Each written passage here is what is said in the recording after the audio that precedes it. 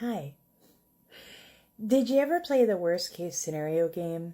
You know, that thing that we can do in our heads that we think of all the possibilities of all of the terrible things that could happen, and then our minds just blow it up into this exaggerated Chicken Little kind of scenario.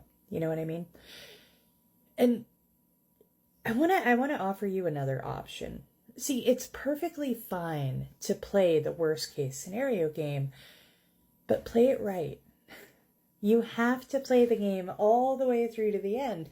Otherwise, you're just stuck in that, oh no, terrible things are going to happen. So here's how we play. Something comes up, and our minds, in that wonderful way that they do, instantly go to, how do I prepare for this? And in that preparation process, we think of all the worst case scenarios, right?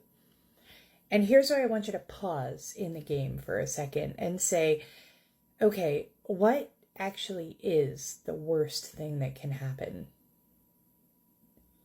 And once you've got that, now comes the next part of the plan.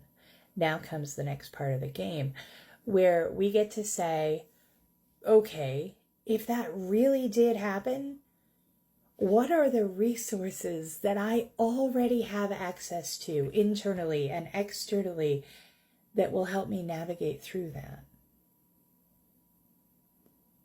And even better, imagine yourself successfully on the other side of that worst case scenario event.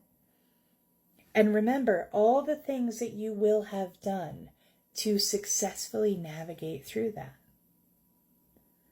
See, by taking this worst case scenario game one step further, we're bringing ourselves out of a problem state and into something actionable, something that we can actually work with. And remember that we have a highly successful track record of getting through everything else that has ever happened.